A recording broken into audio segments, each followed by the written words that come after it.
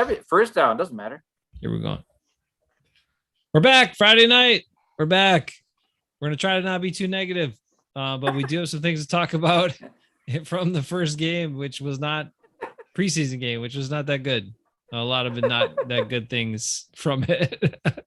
It was kind of scary to really go back and see some of that. And when you look at it after, so admittedly, I didn't get to watch the whole game.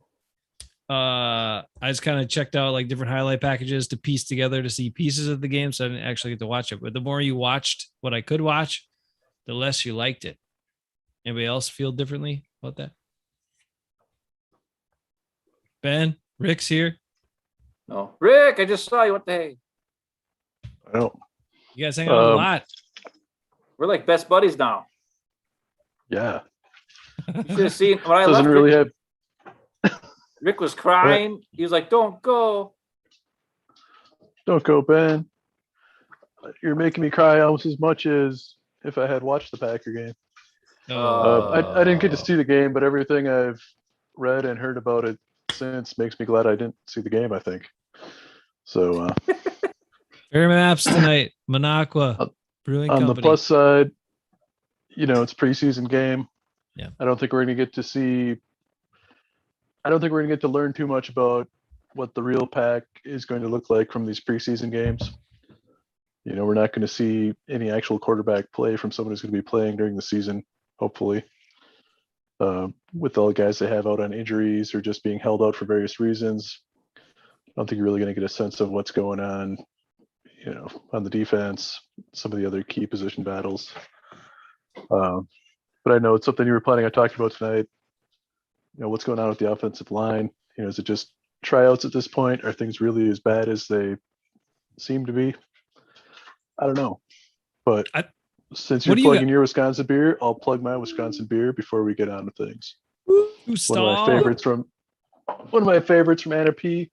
Nice. And probably one of the most approachable stouts that I've had. If you're not typically a dark beer person, don't be afraid. Give it a shot. I'm not, and I did like it. I have enjoyed it. So it's good All stuff. I know is I was supposed to have beer at Rick's, and he never gave me a beer. I offered you a beer. No, you didn't. Yes, I did. I said you offered me a is grape soda and an orange soda and some other kind of soda. You said you didn't want beer. That's not what I said. No, he gave me a bunch of. He gave me some brats and a lot of various vegetables, of which I got yelled at for not having any. So then I had to have one tomato so everybody wouldn't get mad at me. What the crap? What? I don't know what you're fireside doing. Chat here. We're tuning up our game here. It's a new Zoom feature that they gave. Eric, this I'm up on the mantle or something. Hang on, let's see. We'll get a different one. Here we go. Oh, there's not a 3-1. There's 2s, 25.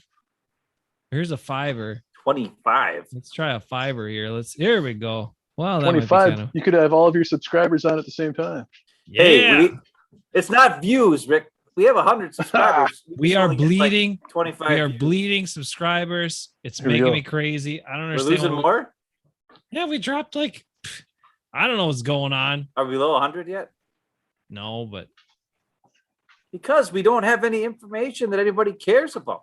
No, we're a Packer opinions. People don't care about our opinions. They want hard-cutting news right now. Look, it's the off season. What's there to talk about until things start happening? All right, there are things to talk about. And people, what do you want me to do? You want me to crank it up? You want me to get more serious? Fine. Screw all you people. Let's get serious. No, just kidding. The people that watch, not screw you. I like you guys. All the other people that are unsubscribed though in the last couple of weeks, screw you. I don't like you. You don't need to come back. Because I feel like they probably what aren't we listening, do. What we do is we're trying to give you honest takes on stuff. We're trying to look at things that aren't just Aaron Rodgers did this today or Jordan Love or blah blah, like all the crap that everybody's talking about. Fine. You want to hear about that stuff? Fine. But you know what? A bunch of those other people gloss over all the important stuff. And the O-line is one of the most important pieces of the team for success. And it showed up in the preseason game and they stunk and they couldn't run the ball and they sucked really bad and it affected how the team performed. So I have some serious questions about this O-line. I think there are a number of guys that all I hear about is how deep it is and how the competition and blah, blah, blah, blah, blah. And I'm thinking there's competition more because none of the guys are that good. And we hear about, this every year for like the last how many years, Packers one of the best offensive lines in the league. Who says that? Who knows what the hell they're talking about? People just say that, but it doesn't mean it's true just because some people say that. Because I can look at the film and I can see guys miss blocks and I can see guys that are supposed to be all pros or highly touted guys get their butts beat a lot and don't do anything. And that's not good offensive line play. So I think, and I've said this for a while and I understand some people talk about how long Aaron Rodgers has held the ball at times, which puts stress on the offensive line during some plays. But Aaron Rodgers also covers these guys' butts a lot and gets out of a lot of crap where normal guys get sacked. One, because of his awareness. Recently. No, but his awareness. He's been getting sacked a lot. Not a lot. But I guess Tampa Bay. He got rid of the ball pretty quick most of the time last year. And maybe because he knows the heat is coming. And if these guys keep blocking like this, the heat's coming on whoever is in there and they better get rid of the ball fast. Whew. That's all I'm saying about that. Yeah. All right. Ben, you got some, we got some other things to get into. We talk offensive line here to start. We got another guy who we hyped up, who disappointed in the first preseason game. He's got to bounce back. Then we got a guy who came out of nowhere and everybody's raving about. And we're like, whoa. But then I looked at it and I was like, was he really that good? Maybe it's just because they're comparing him to all of his other performances. I don't know. Or because everybody else was so bad. They're like, he was really great. And then there's some competitions. And then we have a special game tonight where we put Rick under the gun for a special game called Who is More Likely to ... Ben or Jason? Oh, geez. Why do we keep doing this stuff to Rick? Because Rick is one of the guys that's known us the longest, knows us both pretty well. Now you guys are best friends. Rick and I used to be best friends back in the NBA Live 95 days and all that. But 95 before that. Well, before that too. Rick actually shaved my head for the first time. First time I ever shaved my head. Rick did it. Because Dad wouldn't do it. Bernard says, "Love." We also have to. I'm paying attention to the chat a little better tonight. But Ben's got some videos. We're going to talk O-line. All right, Bernard says. I don't know what Bernard's talking about, but it sounds not good. Says Shannon Sharp is ripping Rodgers. I don't know why. Who cares? What happened, Bernard? They say a bunch of crazy stuff. Elaborate. Why? We don't watch Shannon skip, so you got to tell us a little more. Yeah, I stopped watching that crap. The same crap every single show, every debate, no matter what the topic is. Tom Brady somehow turns into Tom Brady or LeBron James. It doesn't matter. They could be talking about women's or the Cowboys soccer. Or all of a sudden the Cowboys are in there. Yeah. And then it turns into a LeBron James debate somehow from women's soccer. So every show is exactly the same. I don't watch them anymore. I tried again, and it's like, no. Because even when I wanted to see what they were going to say when Rodgers showed up for camp. And even that turned into a Tom Brady. Like, he has nothing to do with it. All right. Some quick hitting news here. We try to get back on track. Bernard says Love looked good. He did look pretty good, but he played like one half of preseason football, and now his shoulders hurt. So hey, I saw that too. You and a couple guys on the chat ripping on Love. I'm just saying. You got it. Well, when Josh Niesman or Najman or whatever the fart that can't freaking even get in the way of a guy. Yep. Within 2 seconds, Love gets the ball and he gets his freaking butt kicked, or not kicked, but gets hit right away. What's he supposed to do? And his arm was in a weird position, and then he got hit, then it hurt his shoulder. Come on. What are you going to do? I think that's the one alarming thing. Hey, Lee's here. Lee's on for live. How you doing, Lee? Good to see you. Lee. We do have he knows some stuff. He does know some stuff. And he comments on other people's stuff too. I tracked down one of Lee's comments on some other video and gave him a thumbs up because I liked what he said. He's a smart guy. All right. I have some quick hitting news. Josh Jackson's gone. We know that. The trade happened this week. A couple other things happened. Yeah, that's the other thing. People ripping on Josh Jackson. Was he that bad? Was Oren Burks that good? Was Josh Jackson that bad? Or was it that the same old Packer stuff? The same old Packer D stuff? Like, there was zero pass rush. Don't get me wrong. I don't think Josh Jackson's great, okay? But he was going up against Conley, who is a veteran receiver who's been like the number 2 or 3 guy on the Jags for the last 4 years. Like, he's been a solid, good player for years. It was not like he's going up against a rookie out there. Because people got to remember, the Texans signed a bunch of guys who are like 4th year, 5th year guys to like 1 year, 2 year deals. They're all like slightly, they're all like average players or slightly above average players that they signed to 1 year, 2 year deals. So it's like the Packers are playing scrubs and the Texans are playing their starters who are, they're not great, but they're good NFL players. And so you can't get any pressure. And Josh Jackson is playing off 12 yards for, we don't know why. Apparently he wasn't supposed to do that because they traded him. Obviously he must have done something wrong. But I mean, it was the same guy who kicked his butt, who got open every single play. It was Conley. So, I mean, is that his fault? Yeah, probably. But everybody's like, oh, thank God. Oh, it's about time. Kevin King sucks just as bad as anybody ever. At least when Josh Jackson's out there and then they would play, when he play man or play up on the line of scrimmage, he at least chucks. He tackles against the run. He gets off blocks and makes plays. Kevin King doesn't get off blocks and make plays. And he also doesn't cover anybody. At least Josh Jackson will tackle you. I was going to ask that. Would Kevin King have fared any better if he was out there? And I don't think so.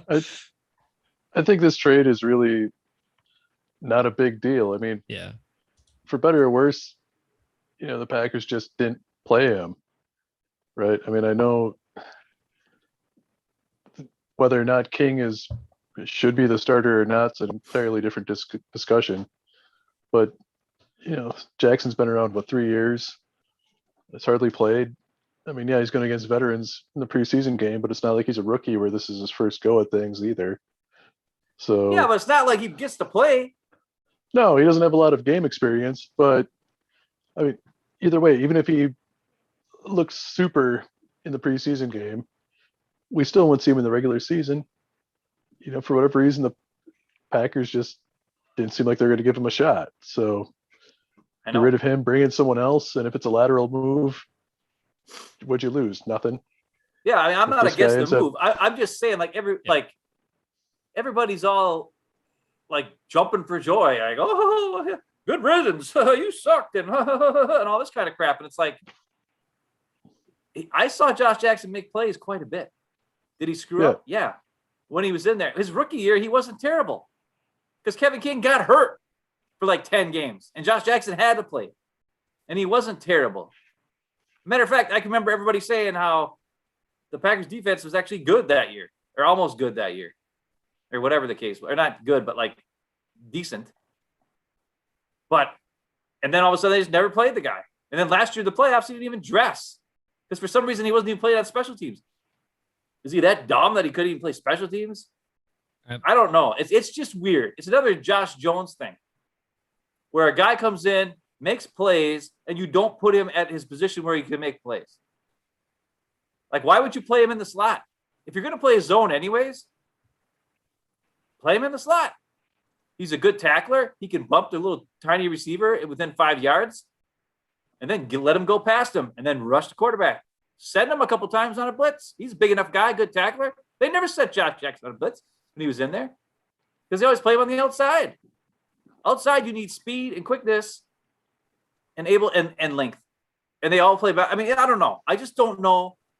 I don't think this Gray guy is that great of a coach. I mean, why would the Vikings let him go if he's such a great coach?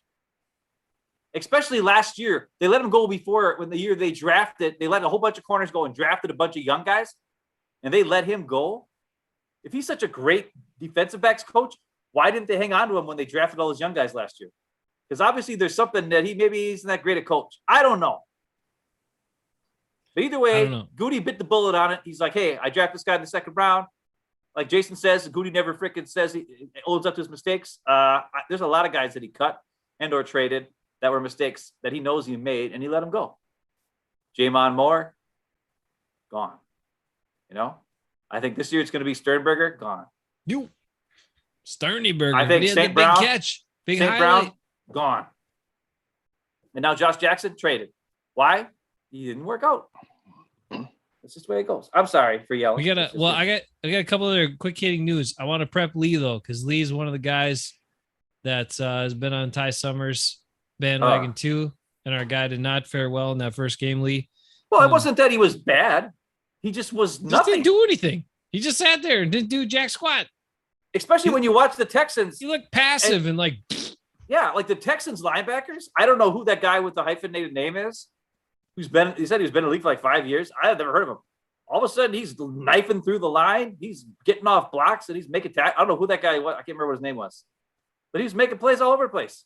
And then you watch the Packers. What is Ty Summers doing? He's just kind of standing. And he not only was he standing there in a zone a lot of times doing nothing, he was not explosive on plays. Like even when he could see that the running back got the ball and he's going this way, he's kind of just jogging over there. I'm like, dude, I know it's preseason, but aren't you fighting for a playing time at least? Like be aggressive. At least Owen Burks ran and went for it. Now he can't tackle anybody, but he can knife through the line and then miss the guy, and then luckily somebody makes a play after him. Okay, I'm sorry, I'm going nuts. Take over. I'll shut up a little bit. All right. We'll get Lee if you got some thoughts. Throw it in the chat. I was just disappointed in that. Like, I don't care what kind of defense they're playing, whether it was supposed to be this zone or, soft zone and sit back. I just didn't like Summers' anticipation. There was no anticipation. There was no reaction. It was like completely opposite of the way he's played every time he's gotten a chance before. And I'm like, what in the hell am I watching? And then Oren Burks. Now I was like, okay, everybody's all jazzed up and hey, he was so great and he really flashed. And he did make some plays, fine. But I also saw many, many times where he was doing the exact same thing as a linebacker, standing there, watching guys run open in the flat, watching guys run open over here and just standing there looking at them. And then it's a completion and then run after there and go maybe try to tackle them. Is that how Joe Barry's coaching these guys to play pass defense? Because if it is, that's the same crap we've been seeing for 20 years or 15 years. I don't know. I don't want to see it. Like, do something, attack. Or if you're just going to have them sit and take up space where nobody is, then you might as well just blitz them every play. And that's better than standing there preventing absolutely no one from catching a pass. I just don't get it. It makes me crazy. Okay. Anyway, so a couple of quick hitting news.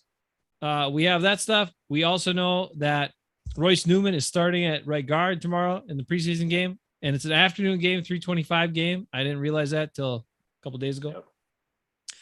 And then the other thing is Giannis is now a part owner of the Brewers. So there you go. Uh-oh.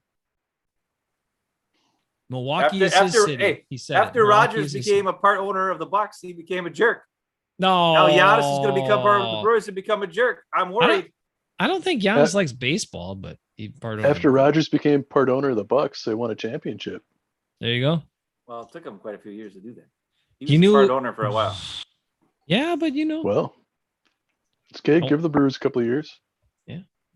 They might be quicker return. Anyway, it's nice to see guys like that investing back in and committing to the city even more. Good stuff. Giannis, welcome. Welcome as owner to Brewers ownership. We're glad to have you, my friend. All right, Ben, you got some stuff on the O-line. What are we looking at? Well, first, Lee's talking about Sternberger, saying that Sternberger, the thing he's got to look forward to is that Tunyon and Mercedes are not going to be here next year. Wrong, Lee.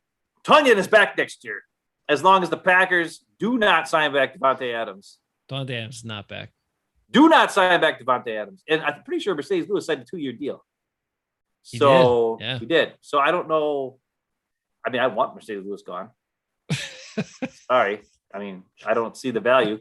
But the only reason why he's there because it's going to be, here's the deal.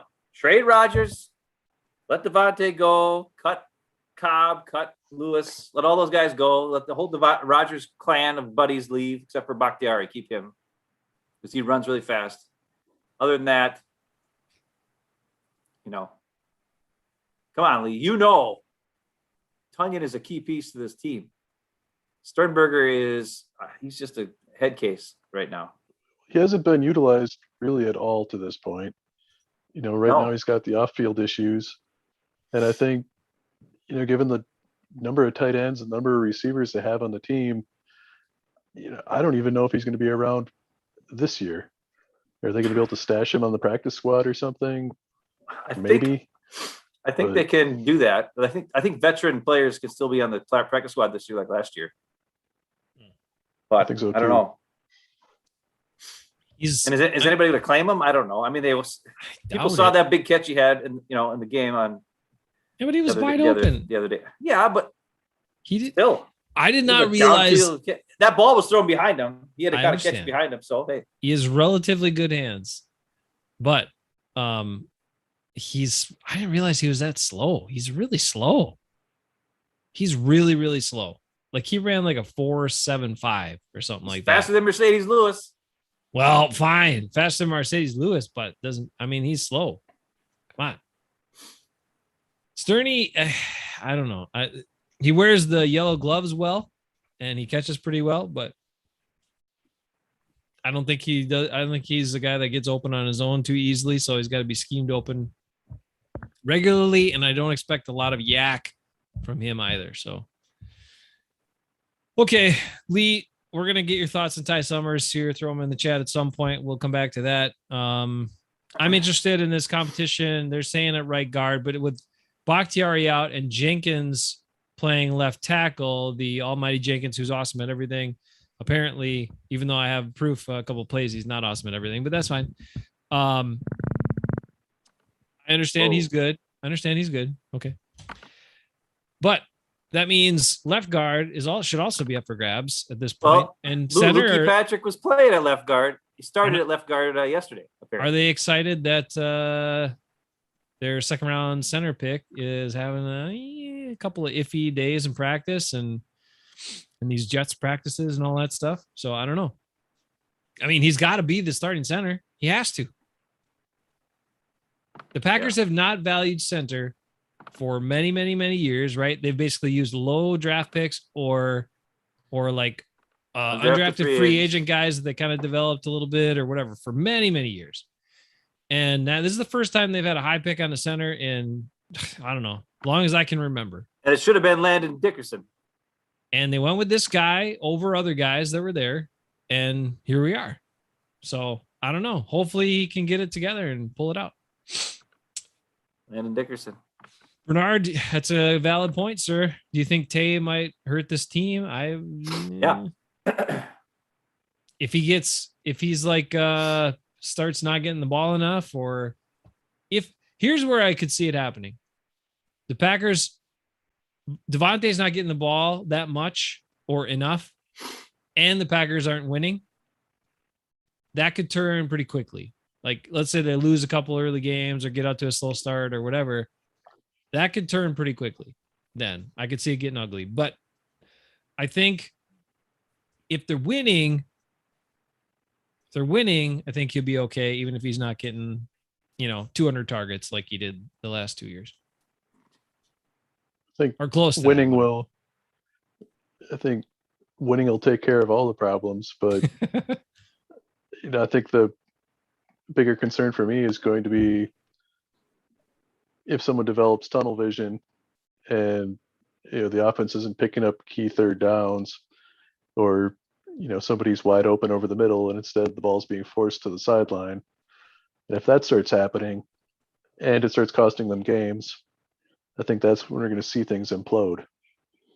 So, I hope that they keep winning. I hope that I wonder what he means by someone. Well, relax there. Hauser's on here. Who's ever playing quarterback? Never playing quarterback.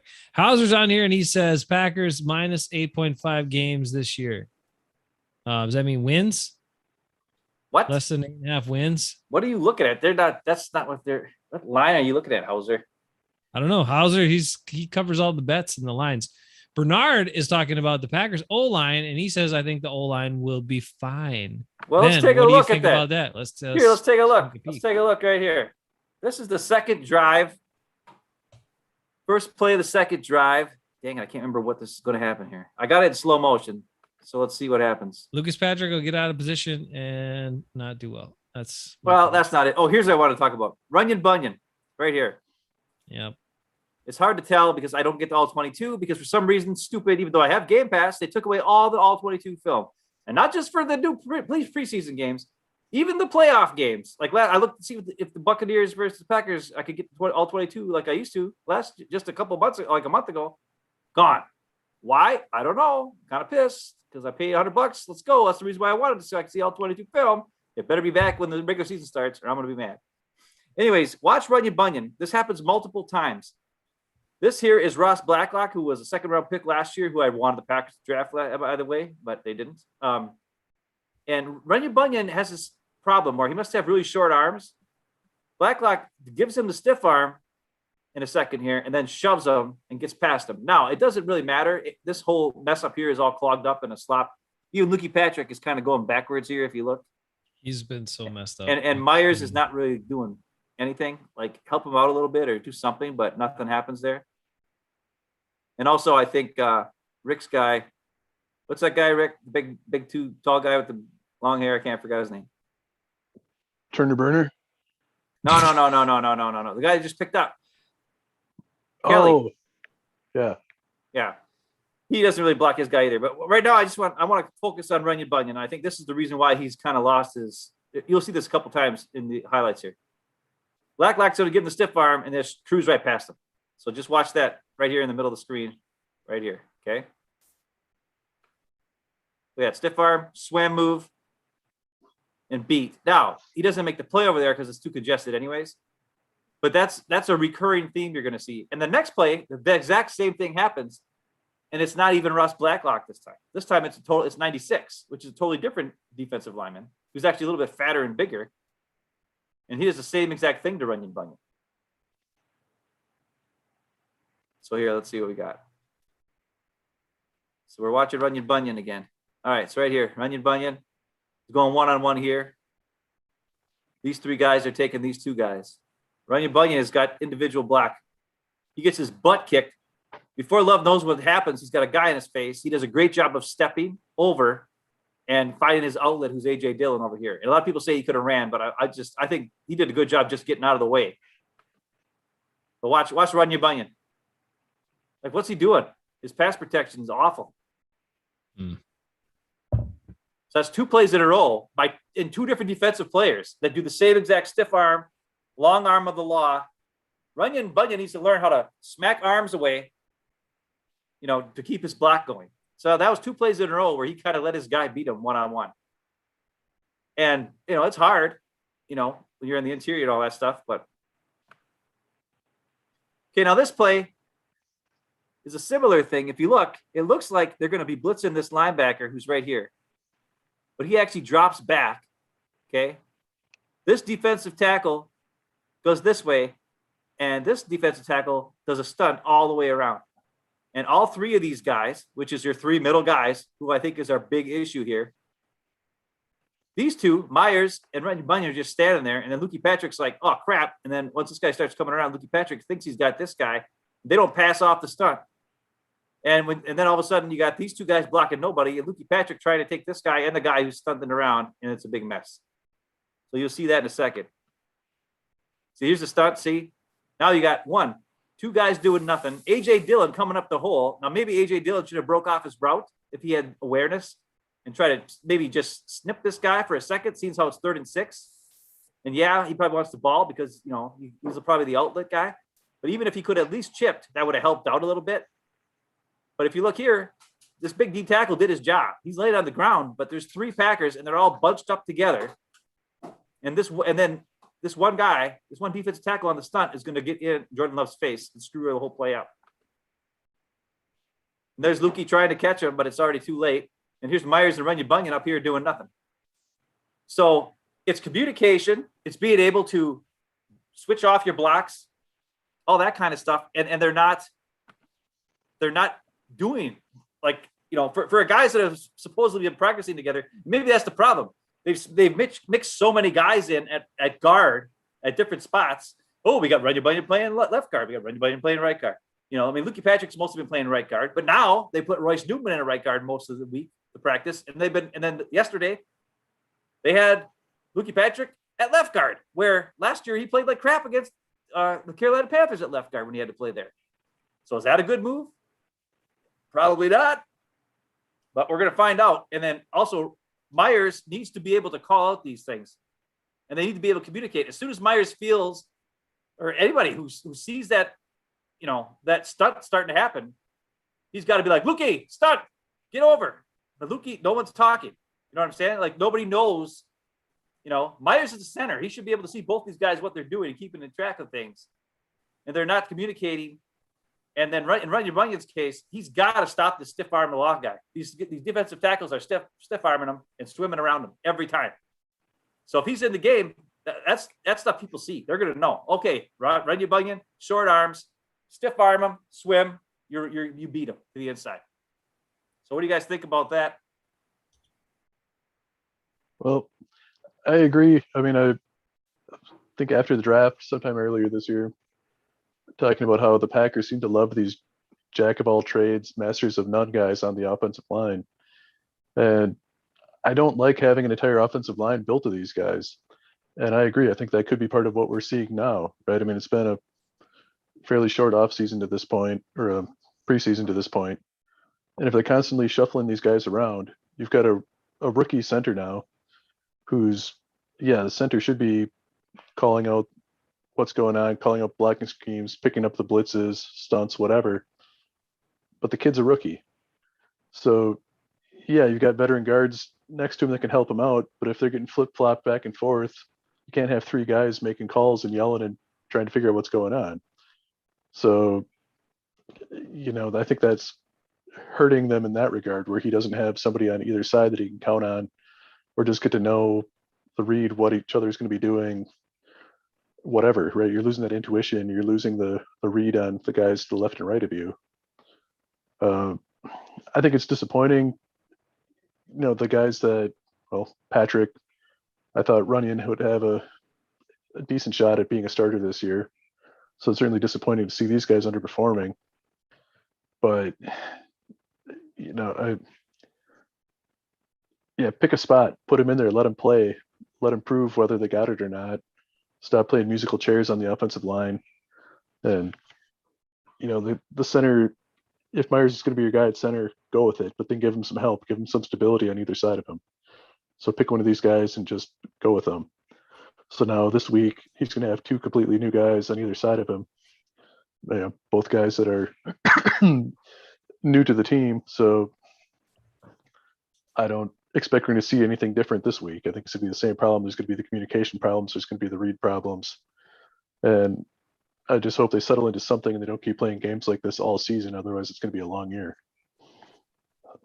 Well, Royce Newman's got long arms and quick feet. I mean, that's his he does. card.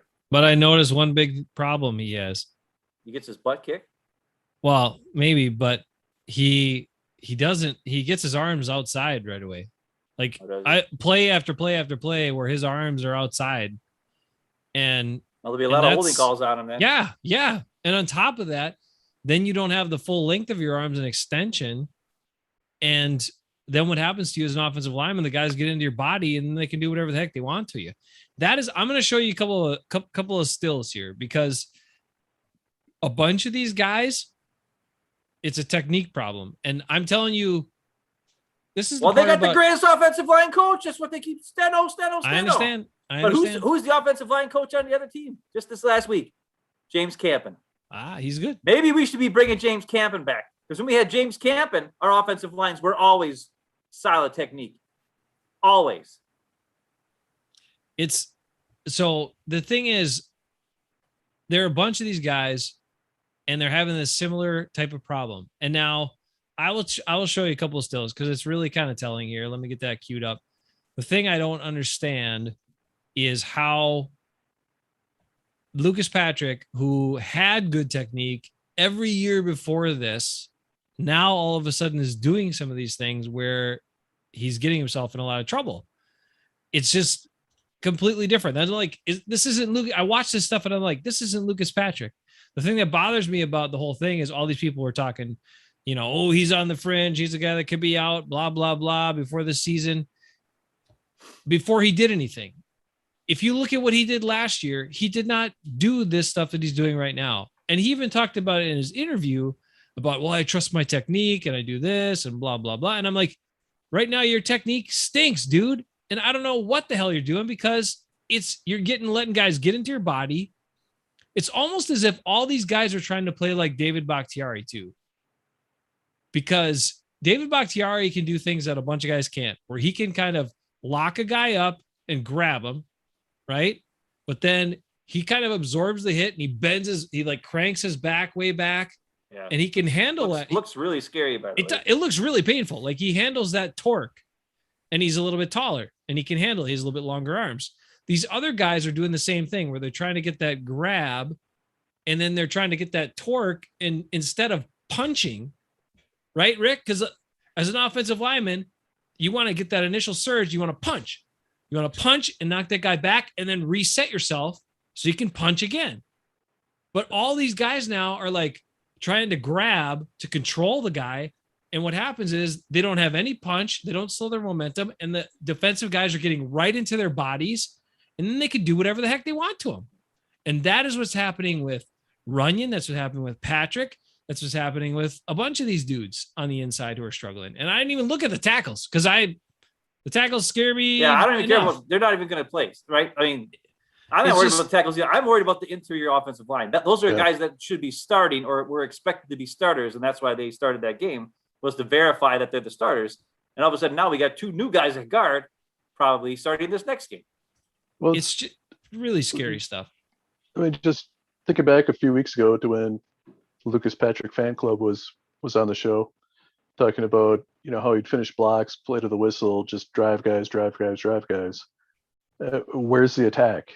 Everything, at least most of what I heard so far in the preseason is that he's been much more passive. He's not attacking. He's not driving. He's not, pushing these guys back.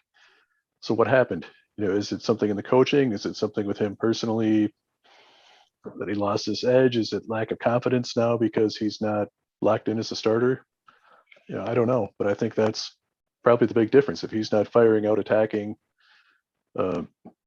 sitting back, you're going to get beat.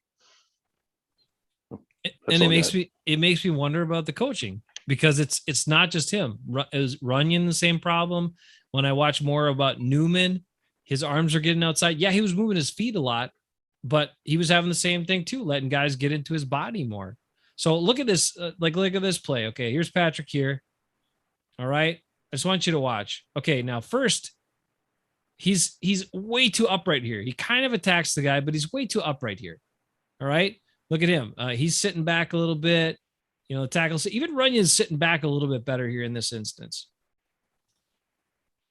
And then by this next step, look what's happened to Lucas Patrick. He's totally blown up. He's like straight up, which means you're going to get run over or pushed out of the way.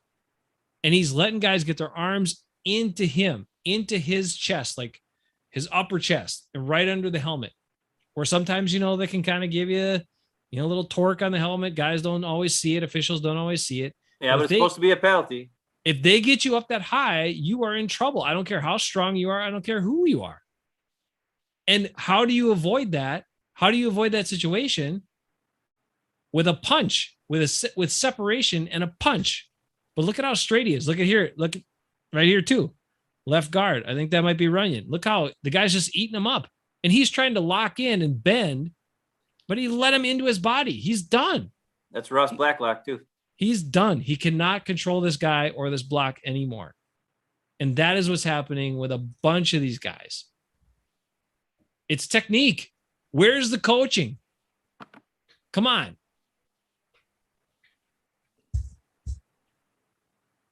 It's technique.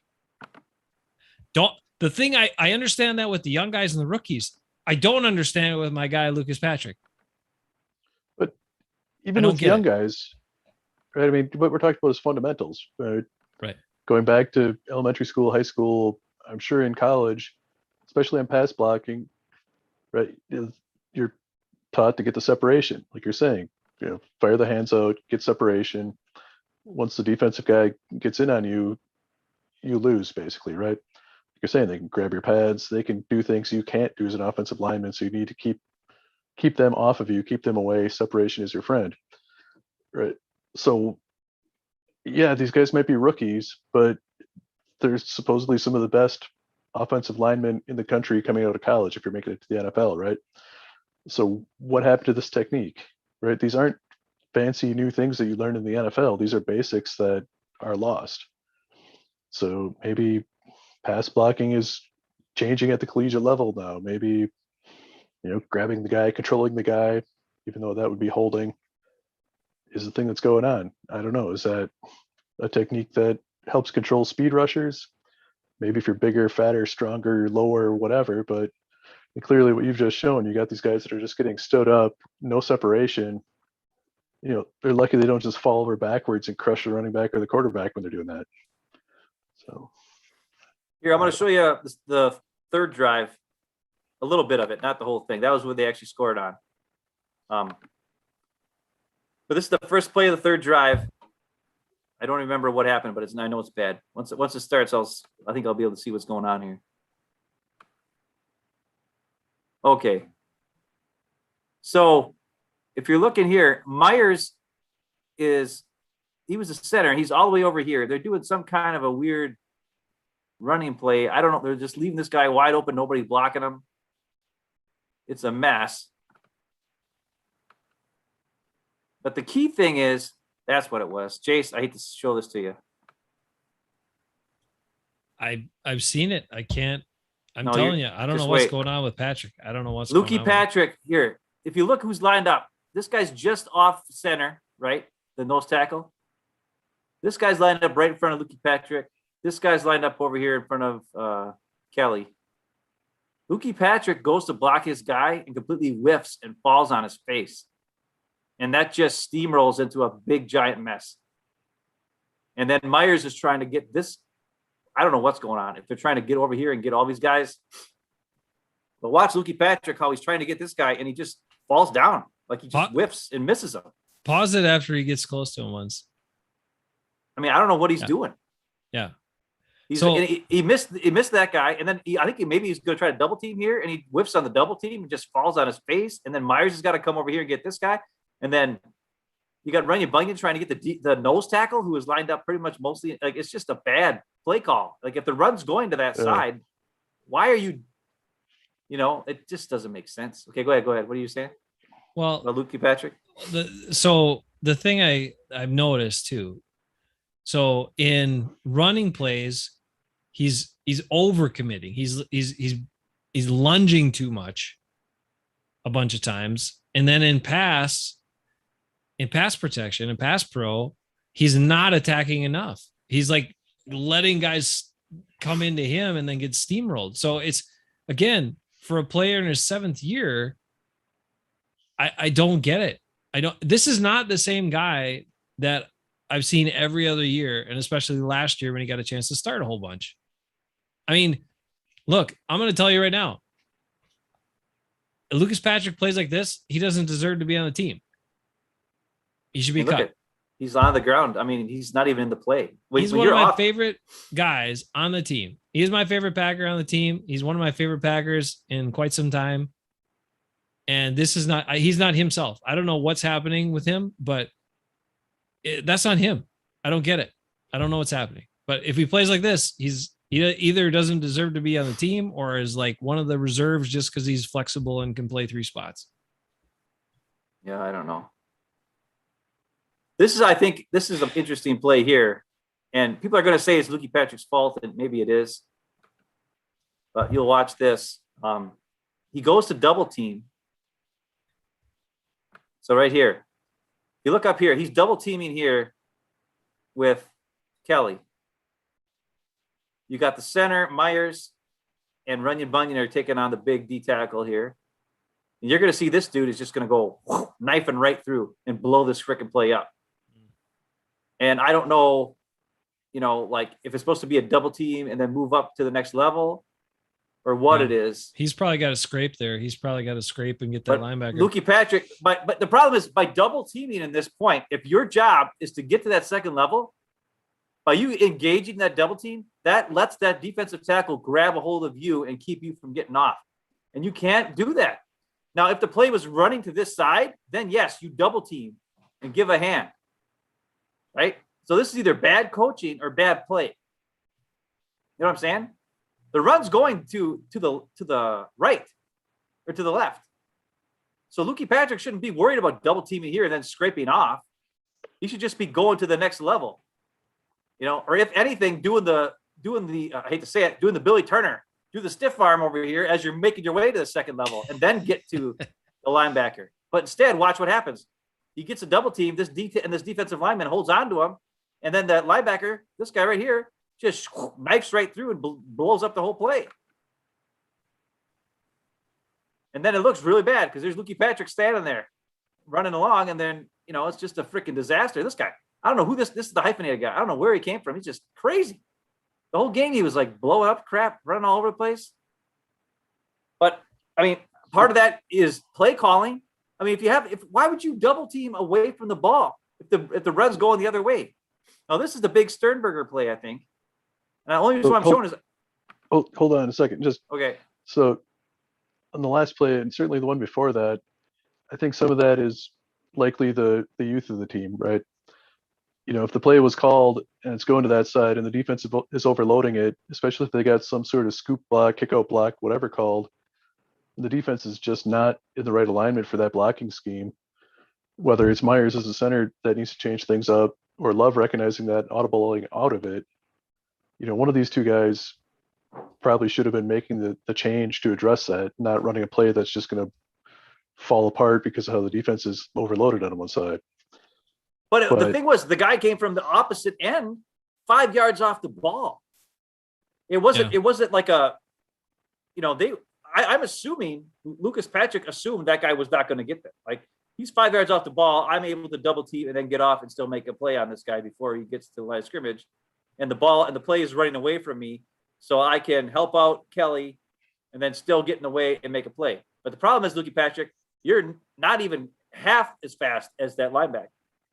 And if you engage with that defensive lineman, he can hold you and you're screwed. And then next thing you know, the guy blows up. And unlike Owen Burks, that guy makes a tackle when he runs in there and blows. No, I think what Rick is saying, though, is there's a lot of truth to that. And I think that's part of the difference. And I think it's some of the stuff that Aaron Rodgers does that people don't necessarily understand or realize or whatever, take credit for. And Corey Lindsley probably did. And an experienced center too. Because in that case, if you go back to that alignment, you look at it. So ideally for that defensive end, you want your outside tackle, to be able to control him enough, to get enough of him. And that's why you have the double team block there with the guard and tackle. Guard secures just enough so the tackle can get on him. And then you peel off and go get the linebacker as the guard. You scrape off and go get him. But that defensive end was lined up inside, really far inside the tackle. So it was very difficult, right? And then you look at, okay, if that's not going to happen, if he's that far inside, at this point, do you flip the play? Do you just say, you can still keep it a running play, but you just flip sides? And either the quarterback or the center communicate that and they get it figured out. Then that allows you to flip your blocking scheme, because you look at the guys on this side and you probably have a head up block there. You know what I mean? That play should have just been flipped. I mean, because it's a mirror concept on the offensive line. Yeah. Because you've got both your receivers out of the line of scrimmage, both your tight ends on opposite sides off. It's like a complete mirror straight up. Yet the Texans are playing it with only one guy here and then split down the middle. They're overloading on the left side. Yep. Like, why would you even run that play that way? I mean, just from looking at this, either Jordan Love should have looked at it and been like, okay, guys, we're going to the other side. He hasn't played football in like 600 days. So I don't care. Look at the freaking defense. I played Madden. I played Madden for 20 years, but still, I mean, look at it. Like, Rick, you're right. I mean, look at this. That's 5 guys on one. This is the center of the defense. There's one guy in the middle. There's 4 guys here. There's 3 guys here. your offense is set up the exact same on both sides. The numbers game would mean run to the right. Anybody can tell that from just looking at it. Jordan Love should know that. Does he not have the ability to flip the play? He should. He should. He should. Foggy Geezer would recognize it. All right, you got one more on here, or are we done with this part? Oh, I got a couple more, but we'll watch this play again because it's sad. And also look at Myers. Okay. Oh, that's the other thing I was going to say. God dang. You were talking to just a little while ago about how Lukey Patrick gets off the ball too strong, right? Okay. Based on what's going on here, look at the receiver. Look at the receiver. This is not a play act or a whatever, like a option route, where it could be an option pass or whatever. I don't think it's based on what these two guys are doing. So because of that, there's no reason for Myers and Runyon to be running parallel when they're on their break when the snap, right? They should be moving forward, getting on a guy and making a play. But both Myers and Runyon are moving sideways. And watch how Myers, this D tackle, just shoves his butt. And before you know it, he's freaking 2 yards in the backfield before the running back even has the ball. That's the other thing that happened that kind of screwed this up, that allowed this linebacker to just cruise right on through. See that? Look at that. Runyon Bunyan is giving him his side. He's not like, how are you going to block a guy when you're sideways to a guy? I mean, he was right in front of him. And then he got shoved backwards. And look, I mean, that's not good. And of course, Josh Diamond can't even block a freaking defensive end on a running play. I mean, I'm not worried about him. I'm worried about the interior defensive line, offensive line. Right. But yeah, because you're gonna rely on those guys. At least two of those three that are in there right now, you're expecting to rely on them for at least until Bakhtiari's back. So yeah, so you're talking like three things that happened on that play that were dumb. Yep. Lukey Patrick shouldn't have double team. Myers did not get off the ball correctly. I mean, he's running sideways, giving up. I mean, he's not even blocking if you're running sideways. And the number one overall, they should have switched to play based on the defensive alignment. None of those things happen, and that leads to problems. Now, with Aaron Rodgers in there, he probably would have switched the play. He probably would have flipped the play and or changed it or whatever, seen based on the defense. And I think that would have made a big, huge difference. So that makes me a little less concerned, but still, the Lukey Patrick problem and the Runyon Bunyan / Myers not getting off the ball and moving sideways is a problem. Now, this is the big play to Sternberger, but I want you to watch. Runyon Bunyan just gets destroyed. And Love has got like 2 seconds to get this ball off, and luckily he does. Look at this. I mean, he doesn't even block him. I don't know what he's doing. And I think he held him on that play, and luckily they didn't call it. But Love had just enough time to get that, for Sternberger to get past the second level of the defense so he can throw that ball over the top. But to be honest, that was scary too. I mean, we see now why Runyon Bunyan is not a tackle. I thought, he played tackle in college. They can play him. Nah. If a guy gets a stiff arm on him, they're around him in a second. He's not doing a great job in pass protection at all. It's really scary. I mean, look at this. I don't know what he's doing. He's like playing patty cake. Yeah, patty cake. No separation. It's just sitting back, waiting for the guy to get to him. Yeah. And then this one, I can't remember what this one was. I think I wanted to see one more play, and then that's it. What happens on here? Oh, yeah, Runyon Bunyan get a butt kick. That's what it was. All right, we're going to go back a second here. I mean, it was bad. Look at, like, everybody say Lukey Patrick was bad. Runyon Bunyan was the really oh, wow. He had a bad game. Watch Runyon Bunyan just get schooled on this. He doesn't even see the guy coming. Oh, boy. I mean, oh, my God. That was a Jair Alexander throwing Thielen in the Diggs play, except it was throwing an offensive lineman into the running back to tackle him play. I'll tell you what that is. Rick can attest to this. That is a rough film session following a play like that. You come back in there and everybody sees that. I mean, I got to be honest. You're getting a lot of crap in film for based on just those two drives. Like Runyon Bunyan might be on the axe. I mean, that was just bad for a second-year player who's expected to take a jump. I mean, that's some serious. He's missing blocks. He's getting his butt kicked.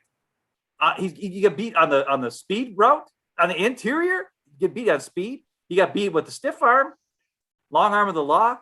You get blown up from a guy who's not half his size, but that was a skinny outside linebacker. That was like probably 140 or 240 pound guy shoving a 300 pound guy like he was nothing out of the way. I mean, that's just some scary, scary bad play by Runyon Bunyan. And he's a guy we've been touting on this show for a year, saying how great, how much we'd rather see him in there than Billy Turner. Now, Billy Turner. I would preface this by saying I don't think we ever said he was great. Just said he'd be better than Billy Turner. Right, but I'm telling you now, I don't think he is better than Billy Turner based on watching this. Oh, hot! Because the problem with Billy Turner is he just doesn't do his job. Runyon Bunyan is unable to do his job. Billy Turner can get in the way. Billy Turner can block guys sometimes. Based on this film, Runyon Bunyan is pretty rough. I mean, that's bad. This is the Texans, for God's sake. This ain't like superstar defense.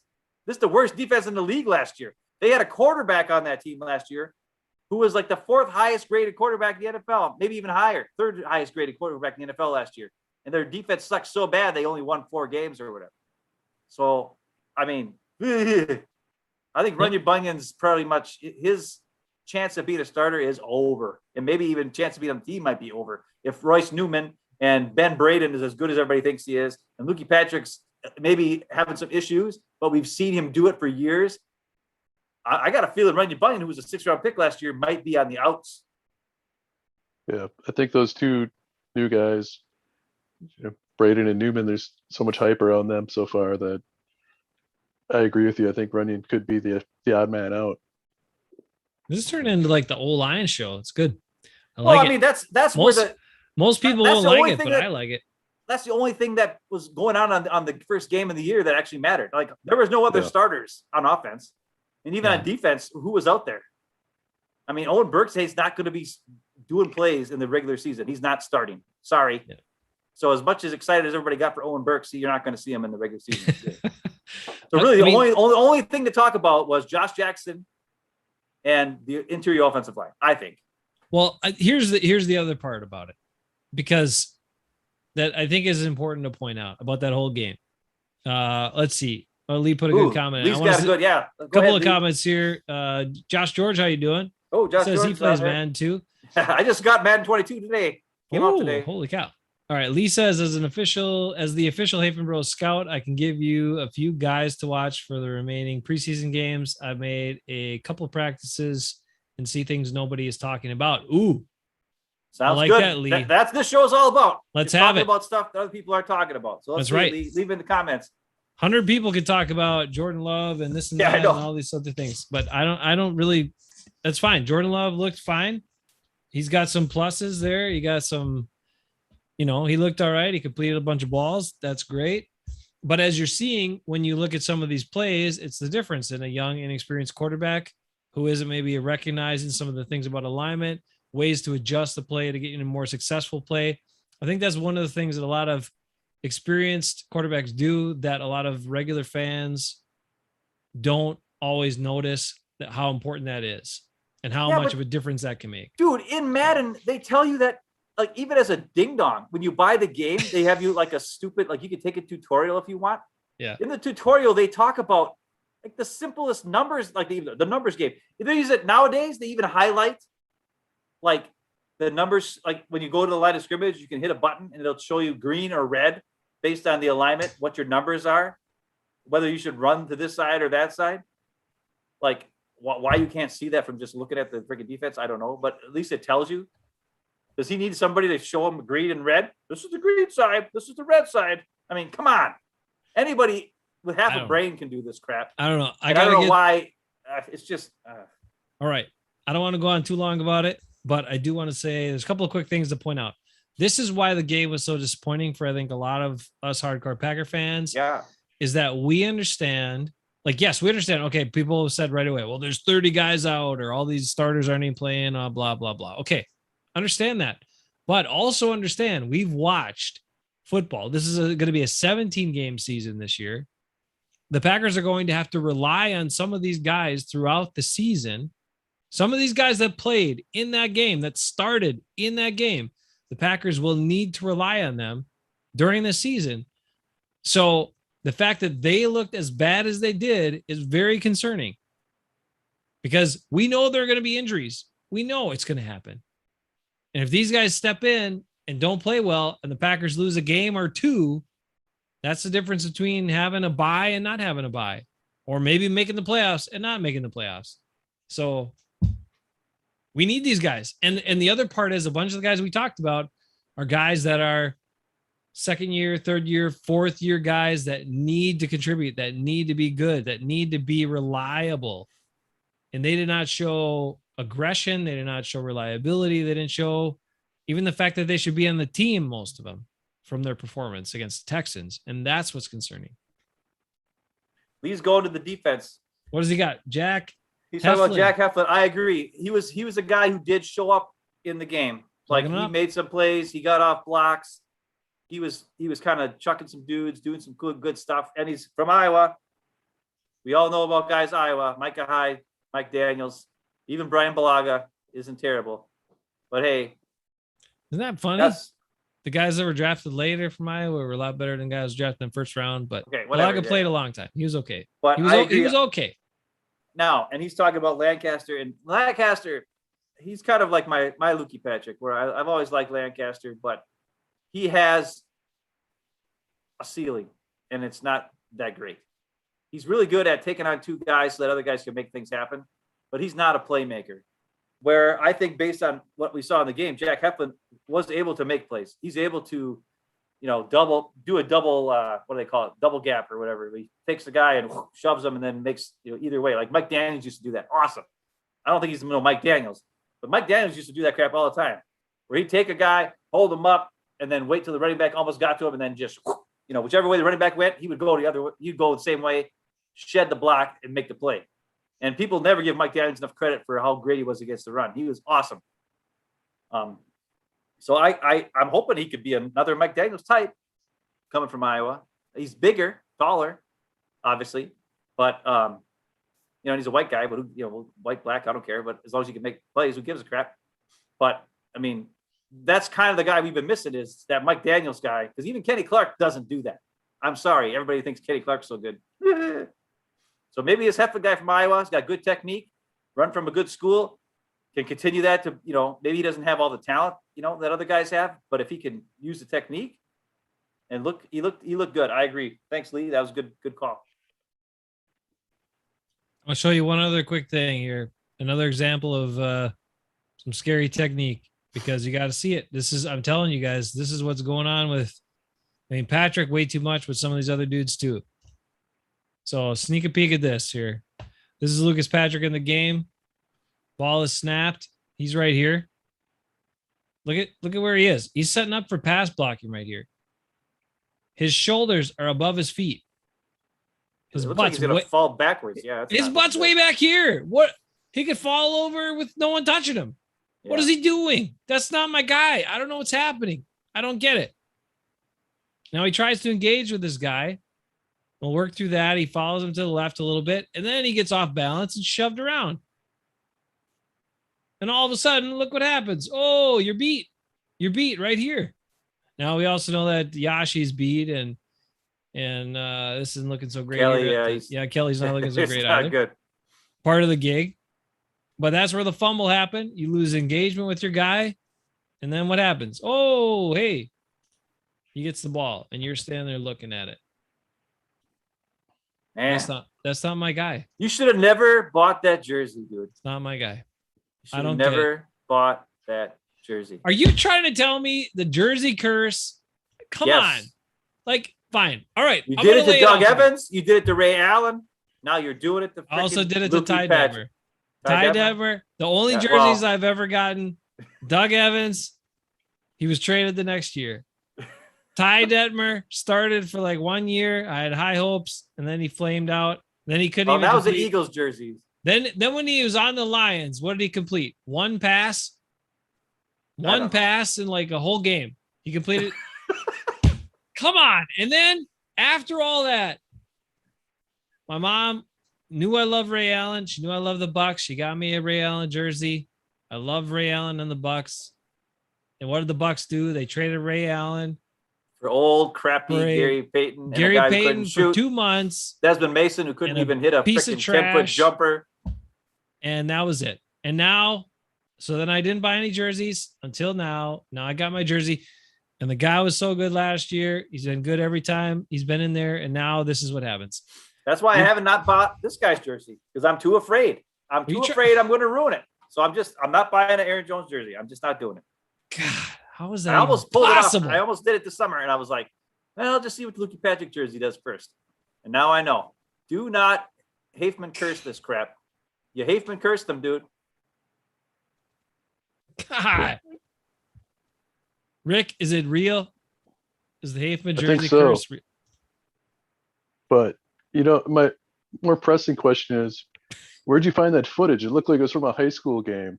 It's like the worst I lighting think I've he's seen. taking it off his TV on his phone. What are you Are you recording off your TV? It looks like it was filmed at Perry Field or something. I had Oliver Shinkton was running the camera with a broken hand. And got that really good footage. Old school Algoma. Remember like our senior year when Ollie got hurt and then he was running the camera for filming games, but he wasn't really paying attention. And so it was zoomed out so far, like you couldn't see a damn thing about what was happening.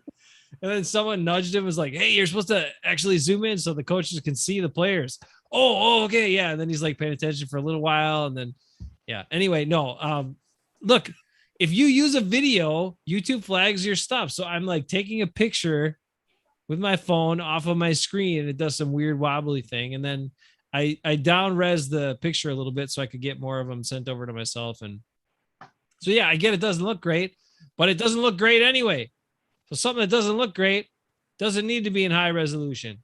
It's true. And on that note, it looked like your name in your Zoom window here. It looked like number 62 was taken in number 2. It did for that screenshot where he just paused it there. I mean, he was bent over pretty far. You could have just drew in a toilet right underneath there. That's like, look, you just sitting there taking a dump.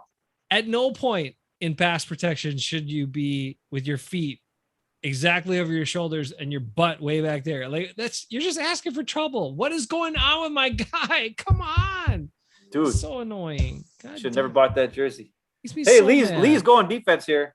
All right, what do we got? Lee for defense. Lee is saying that Chauncey Rivers, the guy they picked it up from the Ravens, who he got cut by the Ravens, is looking like a stud muffin against the Jets in practice. He said he is talking about how they were hyping Preston up, and they were hyping Preston like crazy. Well, they have to do that. They have to make the fans fall in love with him because they all fell out of love with him last year. Just remember, Preston is basically free this year. He's basically playing for free. Like if the Packers were to have cut him, he re-signed for the amount that the Packers would have taken the cap hit. Yep. So he's basically playing for free. So he's going to make the team. Right. Well, he's got incentives in his contract based on, but you can do that because it won't hurt the cap because it's based on last year's stats. So because the stats were so bad, the incentives are way beyond what he did last year, but they're not out of the reach of what he can do, if he's out there making plays. The other thing is interesting. A lot of people are talking about Joe Barry's defense, saying that he runs a 5-man D line. What is it? And how is it any different? Because it looks the same. They run, that's the thing. I don't think Preston Smith is going to be dropping in coverage. I think it's going to be rushing 5. But the problem is with rushing 5 is it's dumb. That's one of the things about Chris Sims. I don't always agree with Chris Sims, but I listen to Chris Sims. One of his pet peeves is the rushing 5. Like when you blitz, you have 4 down linemen and you blitz one guy. It's like you're not making yourself have numbers in any way, right? Because there's already 5 offensive linemen. So all you're doing is hoping that your guy is better than the guy in front of you instead of sending more pressure or, on the other hand, sending less pressure, but having more guys to protect, in the back end. That sounds like do one or the other. But when you just have 5 guys and you rush 5 guys, it's like it's just counterproductive. You know what I mean? It sounds like it's a Mike McCarthy. Mike McCarthy. It sounds like a Mike McCarthy defensive coach. Like, how did those guys not get paired up in 13 years? I don't understand. Because that's exactly Mike McCarthy was all about fundamentals and win your one-on-one matchups, and your guy just has to be better than the other guy. And if he's not, well, that's just coach him harder. Yes, that's not. The other guy Lee's talking about, Idris Gaines. He looks. Everybody's talking about him. Here's the big problem. I just got Madden today, and I went in there. I'm looking for Idris Gaines to put him in as my number 2 safety. He's not even in Madden. I'm like, what? They had everybody else on there. They had like Josh Newman and whatever the fuck his name is. Oop, almost let one slip. And then some other guys. Whoa. But it's getting late though. I agree. Ennis Gaines. Can we finally get rid of Will Redmond, please? I don't know. With Black, Vernon Scott, Ennis Gaines. I mean, come on. And freaking Uphoff. All 4 of those guys Ask Rick. are Rick, better can we get rid of than Will Redmond. Can we please cut him? Please. What do you think, Rick? Yes. I don't think whatever he brings to the special teams is worth keeping him around. But going back to your point about the Joe Barry 5-man front, the more defensive linemen and edge rushers they have, the fewer defensive backs they need. So you get rid of those guys. You can play your 3 edge rushers. And, well, I don't know. I mean, the 5-man front seems a little old school, but given the guys they have, maybe it works with the personnel they have, or at least better than what they have been doing.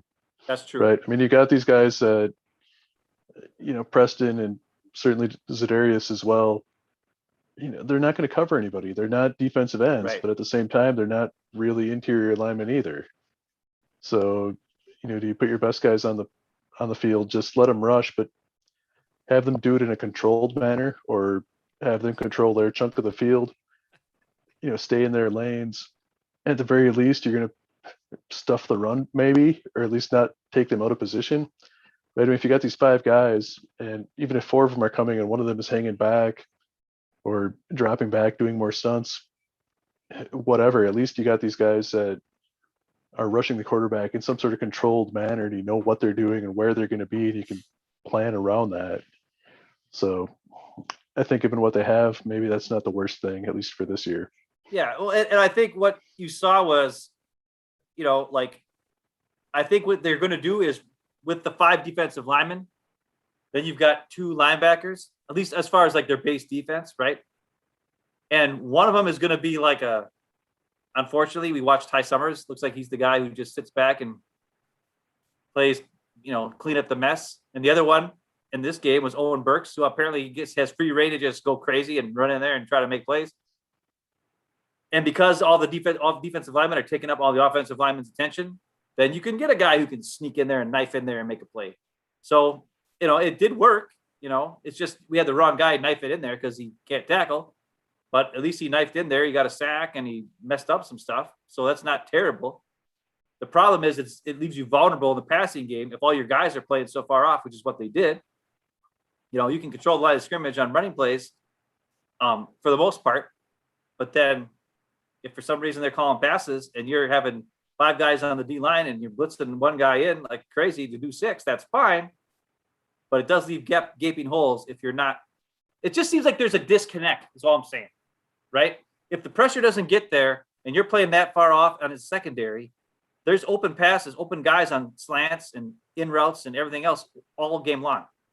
So they got to either play more up pressure, even if it's a zone, at least get your hands on the guy, to slow him down so that the quarterback doesn't have an easy pass as soon as he gets the ball and there's no chance for the defense to get any pressure on him.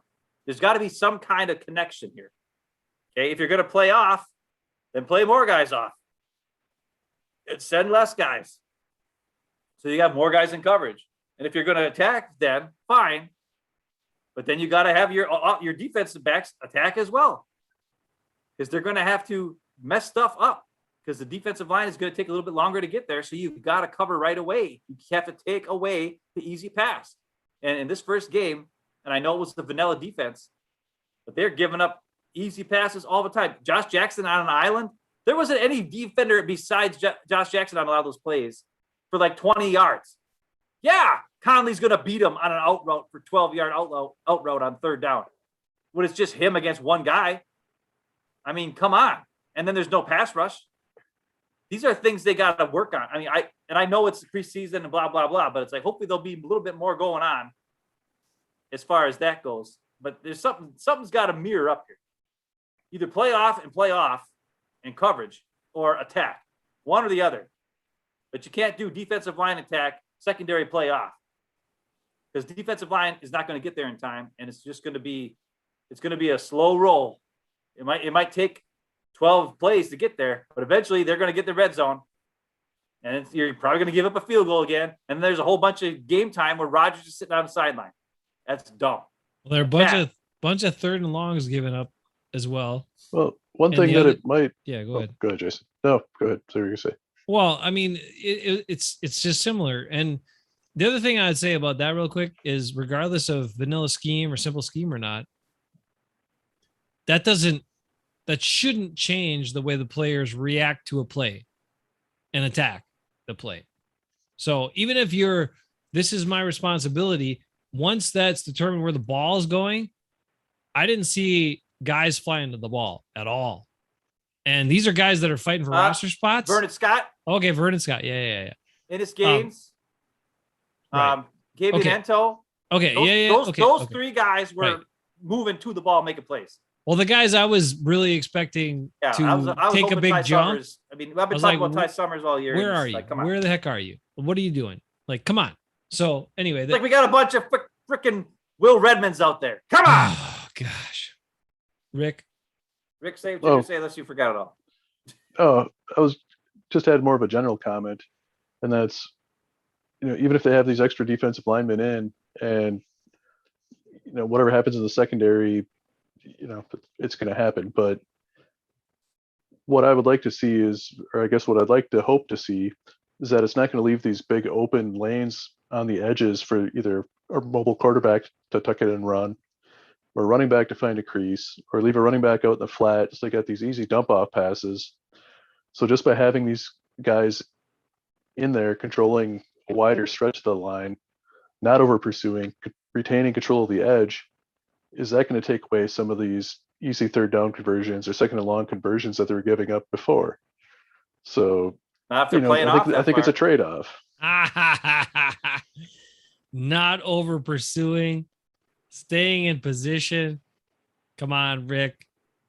Now, is that how you get to be number 51 on the NFL Top 100? No, and so you get to make the Pro Bowl? 55. Is that how you get? No, look, come on, Zadarius Smith. We hear about it, and he was bold enough during NFL Top 100. We saw Zadarius Smith at number 51 this year, and Jair made it for the first time at number 41. That was revealed. Yep, well deserved. But Zadarius is sitting there going, "What? I gotta know. What's this formula for Defensive Player of the Year? What does it take to be Defensive Player of the Year?" How about if you don't get blocked by a wide receiver in a playoff game by standing around like a slacker? You freaking, I don't even want to get into that. Like maybe playing hard every play would help you out, my friend. But anyway, those guys got to show way more discipline, and Z's got to crank it up. He's got to bring the same energy he brought 2 years ago and not do what he did last year. But it feels like, based on those comments, based on other stuff, it feels like he understands sacks get me Pro Bowls and get me money. So I'm just really going to worry about getting sacks when I can get them. And when it's hard, or I'm going against a guy that's really good, I'll get my sacks against the Atlanta Falcons and guys like that. It's funny because on the Top 100, he talked about they showed a play with him against the 49ers where he beat the crap out of that right tackle and then caused the fumble and picked up the fumble himself or whatever. And he was touting how great he was. What he didn't show was the fact that on the previous 2 plays, Preston Smith was over on that right tackle and schooled that guy twice in a row and made plays and got to the quarterback or messed up the play. And then Zadarius told Preston to switch with him so he could go over on the right side or on the left side and also go up against that guy so he could beat his ass after Preston just beat his ass twice in a row. But he didn't mention that part. But when you watch that game, that's what happened. And I'm just like, Zadarius is, you know what he is? He's a front runner. That's what he is. When things are going great, man, he lets you know how great it is. And when things are going bad, his excuse was, "Oh, well, I just wasn't up for the game. I just wasn't up for the game." Right? That's what he said after the first NFC Championship game against 49ers. We just weren't ready. Wasn't ready. But he's supposed to be a defensive leader. He's supposed to be a defensive leader and a guy that brings great energy. He talks about bringing the energy for the defense. Yeah. Look, dude, to me, this year is a make or break year for Zadarius Smith for me. Well, I know it's not going to matter to the fans and the Packers and the Pro No, Bowl they if all he gets. they all think he's great. But for me, like he's got to show me something this year because after last year, I am not on the bandwagon. I am not impressed. But I know Rick knows there's more to football than sacks. He knows that too. All right, we're gonna put Rick on the spot here in a second. Before we get that weird game. Lee's talking about Hazelton. I don't even know who that is. Apparently, they signed another wide receiver. Really great. Doesn't matter, Lee, because Aaron Rodgers needs his buddies on the team, so it don't matter how many good receivers they sign because he ain't going to make the team. They don't got enough spots after Rodgers has all his buddies on the team. They're talking about all those other guys are locked up. Maybe after they cut Sternberger.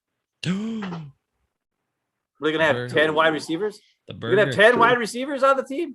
It'll be like last year with the Bears and their 6 tight ends. That was weird. Jimmy Graham, one of them. Jimmy Graham had like 8 touchdowns last year. I know he had one of his best years in a while. But no, Jair covered his butt in the Packer game. Oh man. Well, okay. So tomorrow the game, 3:25, Lambeau Field. They host the crappy Jets. They should look better, hopefully. But we'll see. We'll see how many more guys play, and we'll see what I'm going to be looking at the line again real closely to see how Royce Newman as a starter looks. Because I'm telling you, it's great. He's got happy feet, but he gets his arms outside a lot. And in the preseason, they might not call that holding too much, but you're going to get more holding calls in the regular season for sure. The other thing is you're going to get pushed around and you're going to have guys manhandle you if you let him get into your body, which is what Lucas Patrick is doing. I don't understand what he's doing. I hope he gets it figured out because I know he's still in there somewhere. He needs to watch that Larry McCarron video of you got Lucas so he can remember what it's like to Lucas guys. I don't know what's happening. I'm really disappointed. I will burn your jersey if that helps. I'll do whatever I got to do to help him out. Whatever I got to do. If I got to get rid of the jersey, if I got to burn it, donate it to somewhere, I don't know, but come on. Could dye purple so after he gets cut, the Vikings pick him up and then he becomes all pro. The Vikings could use him. Their offensive line is even worse than ours right at this point. I'll be a fan of his no matter what. I just want him to play awesome this year again. I don't get it. Rick, we keep hearing their first round offensive lineman, he's hurt. He's not playing, right? So like I didn't expect to have him out there, and it's like Vikings offensive line. Kirk Cousins is going to play like doggy poo again. He's got no time to throw. He needs some time to throw. All right. Well, I don't have anything else for the game. We got through all that. Told you what I think about Royce Newman. Let's hope he figures it out with his hands. He's a rookie. He'll get stuff figured out, hopefully. But again, maybe not, because I don't know what Steno's coaching these guys to do. So far, it looks like he's coaching them to lose all their fundamentals and not do the punch and reset, which is dumb for pass protection. I don't get it. And Ty Summers needs to step it up. God dang it. Let's go. All right. Now on to the game. Sophia was telling me about TikTok and she watched some stuff and she's like talking about videos I do and other things that happen. And she's like, Dad, you know what would actually be a good video for you guys to do is talk about you and Uncle Ben and who and pose a bunch of questions about who is more likely to do this, who is more likely to do something. So we thought since we had Rick tonight, we're going to put him on the spot. Rick is going to answer these questions. Ben and I are going to stay out of it. We might be able to follow up with a little commentary, but we'll stay out of it. It's all up to Rick here. Rick is the judge. Sorry, Rick. We are going to play a game called Who is More Likely to Do Something, Ben or Jason? And I guess if there's some cases you can answer both if it's like a tie or something like that. It's up to you. Now, right. the first bit of these questions were completely by my daughter, Sophia. Then I added some additional questions that I wanted to see on here. Okay. Here we go. Who is more likely to, Eric, who is more likely to grow their hair out and look stupid, but say it's cool? Ben or Jason? Grow it out, I think Ben. Well, hang on. Look, I'm working on something here. I'll go Yeah, this but way. that's only half of it. I think if it's simply growing out their hair, I stick with Ben. If it's have their hair look stupid and say it looks good, then it's clearly Jason. Yeah. I think the question was phrased ambiguously. Yeah. All I've right, already but- grown. I grew my hair out like every 2 years for the last 20 years. So you And know, if it's just and the it first looked half, bad. it's me. It looked bad every time. Yeah, but I say it looks bad. That's true. Ben says it looks like crap. And You think it looks good, and it doesn't. So you're right, Rick. It's Jason. Not Okay. even close. All right. Who is more likely to go to a better college, Ben or Jason? Whoa. you went to the same college. Except I started out not Yeah, at he's- the same yeah, college. that's I started out Superior. So just keep that in mind. Yeah, but then you finished at Eau Claire. True. And but I never finished at Eau Claire, That's even though I was there for 8.5 years. but it I didn't call it a say draw. it didn't Yeah. say get a degree from a Sure, college. It just that's said true. attend. Okay. Well, I had a better ACT, and I had better grades in high school. So I think I would have gone. I would go to a better college than you. I had terrible grades in high school and not a great ACT. 10 points below Rick. Or wait, was it 10 points? Yeah, I think 10 points below Rick's ACT. So I had an option of 2 schools in the state, Milwaukee or Superior. I grew up in a town of like 4,000 people. So I went, rather than going to the 28,000 student campus in Milwaukee, I went to Superior, and where all I could do was study. And I got some good grades for the first time in my life. And I was able to transfer and spend the rest of my college in Eau Claire. So there you go. All right. Eric, who is more likely to eat a stale cookie? Ben. What? No, I'll eat any cookie. I eat all cookies. I don't even like cookies that much. I'm the least. It's gotta picky be cookie freshly eater of baked all cookie. time. Yeah. Yeah, Yeah. I don't like cookies unless they are fresh. If they're stale, That's No okay, way. Eric. That was a tough one. Yeah, That was a tough well, but stale means it's like sitting out for a while. Jason has a weird germ thing. So that's true. He does have a weird germ thing. I don't know I'm that not I have a worried weird about germ germs. thing. I have a cleanliness thing, but stale cookies, dude, I'll eat any cookie anytime, anywhere. I'll eat cookies that no one should eat. I'll still eat them. I All will. right. Who is more likely to make cringy faces at any time? yeah, Ben, because he's always looking at people weird. Wow. All right. Fair enough. Dude, I make a lot of weird faces, especially when you talk, because they don't make a lot of things you say make no sense. Who is more likely to watch TV all day and night? Ben. Are you kidding? When the pandemic hit and I didn't have to go to work, that's all I did. It was awesome. It was the greatest 5 weeks of my life. Though I did Remember- do some other stuff too. Ben's draft preview special last year where he watched like 7,200 hours of game film. That's all I did. It was awesome. It was awesome. Who is more likely to make a mess and not clean it up? Ben. I am now. I wasn't like that before. You I had surrendered. To, I had You to live gave with. I had to live with slobs, and then work with slobs, and then now I just don't. I've lost all will to even care anymore. So yeah, it's me. All right. Who is more likely to take the wrong kid home from the park? I think just Jason by default, because that would mean Ben would have to go to the park. Yeah, I don't leave the house. That's a good. That's a good point. That's a good point. All right. Here's a tough one. Who is more likely to drop a class in college? And this is Sophia's question, not mine. This is Sophia's. Who is more likely to drop a class in college? Oh, I'll go with Jason on that one. I think it's really close. Ben, do you remember how many semesters, how many withdrawals did you have? 9. Ooh, that might beat me. I had quite a few. I think I had like 7. Really? Yeah, but if we averages per year, what does it come out to?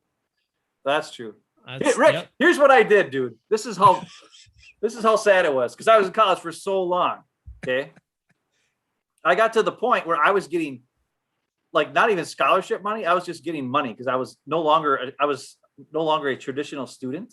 They wanted you to finish. So long. They were like, And because I knew that, and back in Eau Claire, I don't know if it's like that nowadays. I don't think it is because I've looked at Grant's financial aid stuff and it's not, or at least in Minnesota, but whatever. I would take 12 credits, which is the minimum to be considered a full-time student to get my financial aid, which I didn't have to pay back because it was all grants. And within the first 3 weeks, drop a class to go down to only 9 credits. That's how pathetic I was. And then I would just not even, and not only that, out of those 9 credits, 2 of them were 1 credit choir. So concert choir, statesman, all male choir. Another one was voice. I dropped out of, okay, that's the other thing. I dropped out of just voice at least 4 times. And it was because I told my voice professor that my voice was sore, even though I was in concert choir, singing statesman, and the a cappella group, and singing all the time. And I would drop out of, because I just didn't practice my voice stuff, like my things I was supposed to do. I didn't rehearse, like memorize all my crap. So I would just drop out of it so that I wouldn't get in trouble. And I'd say it was because I was sore, even though I really wasn't, because I was singing and everything. Confessions 20 years later. Look at wow, that. Mrs. Dick knew. Don't you remember when we would be practicing in the stairwell? And one time Mrs. Dick is coming down the hall. She looks at me and she goes, "It figures." And then she just kept walking.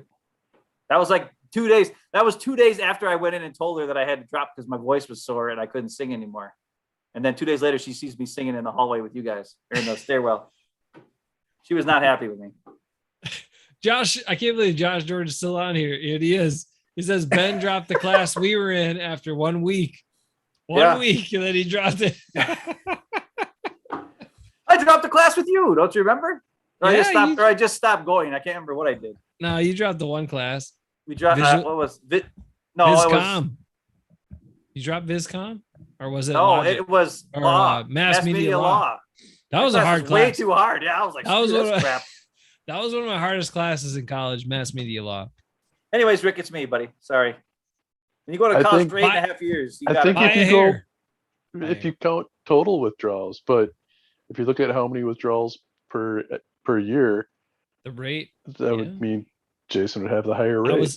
I was up there because there were a bunch of times too where I started out just over the credit limit for financial aid, like Ben was talking about, and then I'd get the money, and then I dip down to like 10 or 11 credits or something like that. God, we were pathetic. Anyways, hey, one more thing, real quick. This is how sad my life is, or not how sad my life, but how sad I am. My wife is 4 years younger than me. Okay. I met her. I was in my 6th year of college. She was in her 2nd year of college. She graduated, and I was still in school. And the reason why I didn't get my degree is because we got married, and I was just like, well, what am I going to do with a music liberal arts degree anyway? So I just stopped going. Even though I had 160 credits, there's some other things I had to do. It wasn't credit wise. It was concerts and crap, whatever. But so even though I'm 4 years older than my wife, I was in school longer than her. She came and graduated before I even left.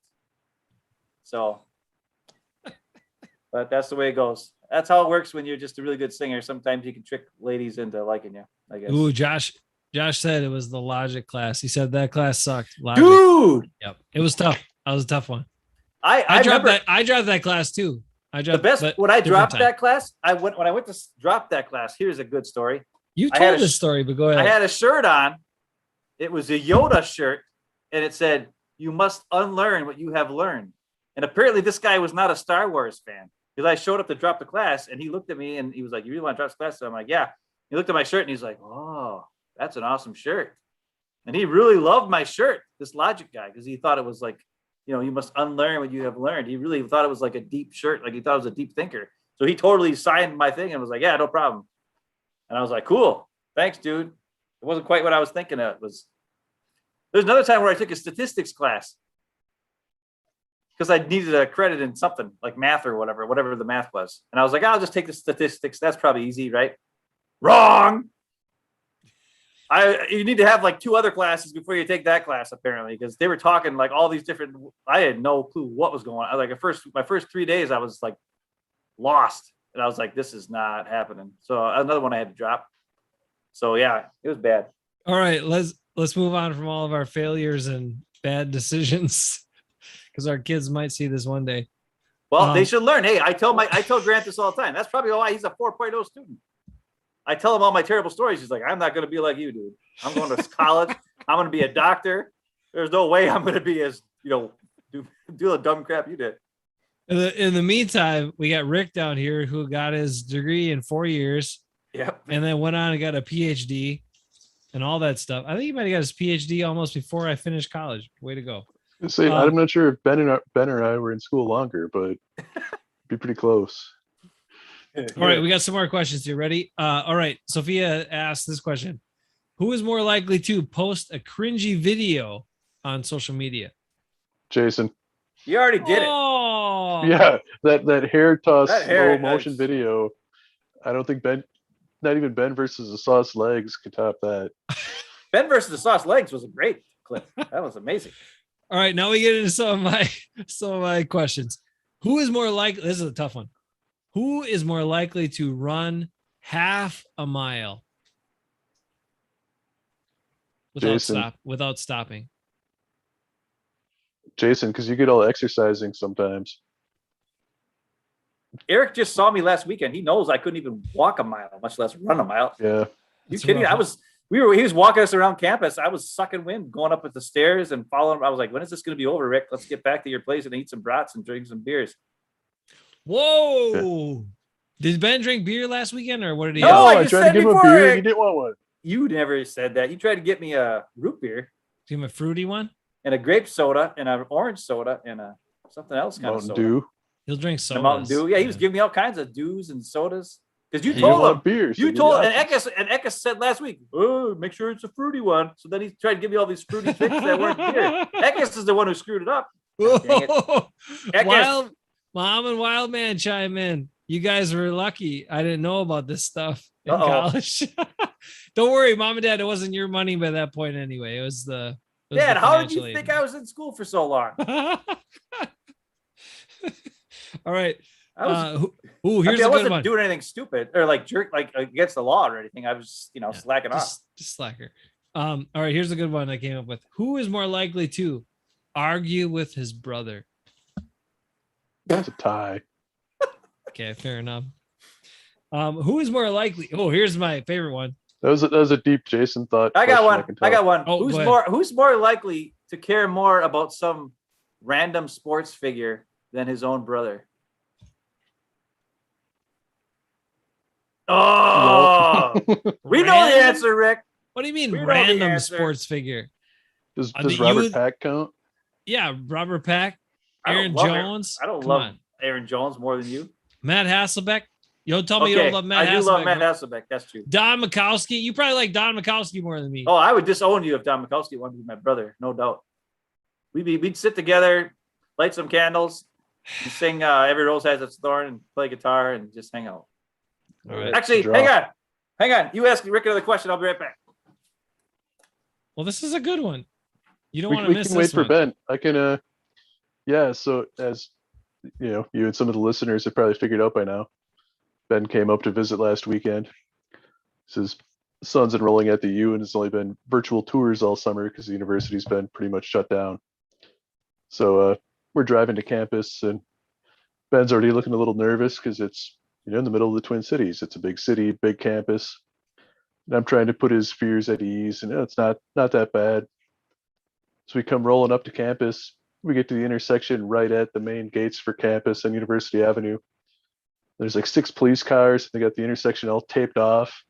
The big crime scene investigation van is pulled up in the middle of the street. They got little green cones. And Ben's wife looks out the window and says, "Wow, it's just like CSI." And Ben looked like he was going to crap his pants because here we are. We're not even in campus yet. And there's like, telling the story. 6 police cars and crime scene investigation outside the Raising Cane's chicken finger shop. Grant is concerned, or he was definitely concerned. He kept being like, and then the worst part is every 2 seconds, Eric's like, well, you can, there's always these blue phones. You can call somebody to walk with you and all this kind of stuff. And he's like, the way you kept talking, I was like, is there like a crime on every freaking corner in this freaking town or what? No, because there are blue phones on some of the corners. I mean, Lenika's sister went there and survived. I think it's probably fine, but And Eric was there sort of as a, as an older student, which means you're smarter probably than the Yeah, first time it means students. I'd be like biking home at 1 a.m. and not getting mugged. Yeah. So, but I did find out what happened. So I don't think it was just some random thing. There was some dude that I think 3 other guys were looking for him. So this guy was like, trying to get away from these other guys and ran into the chicken finger shop. And these guys ran in after him and chased him out and then started shooting at him. And he hid behind a car and got away. So at least I Wow. think he got away. I didn't hear of anyone dying. So I don't think it was just a random thing, but that was a pretty crazy, out of the ordinary event for campus. So I would hope so. Grant says, yeah, he's gonna, and then not too long, a couple weeks, he's up there. All right. Moving on with our questions. and a Who is half. more likely to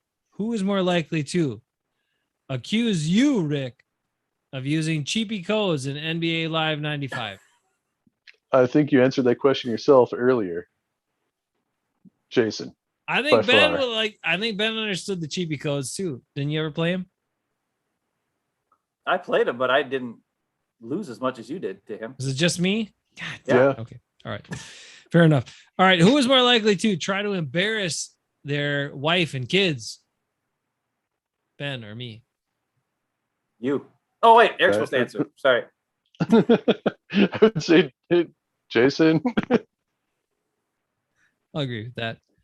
All right. Who is more likely to talk about Aaron Jones too much? Ben. Dude, there is no such thing as talking about Aaron Jones too much. That's a trick question. I figured as much. Who is more likely to talk about Lucas Patrick too much? Jason. These are the softball ones. All right, But last one. I think that it is true. You can't talk about Lucas Patrick too much. Fair enough. That you can, yeah. Last one. Who is more likely to care too much about the Packers and football? Both of you. Do we I think care that's too much? equal. Is that why we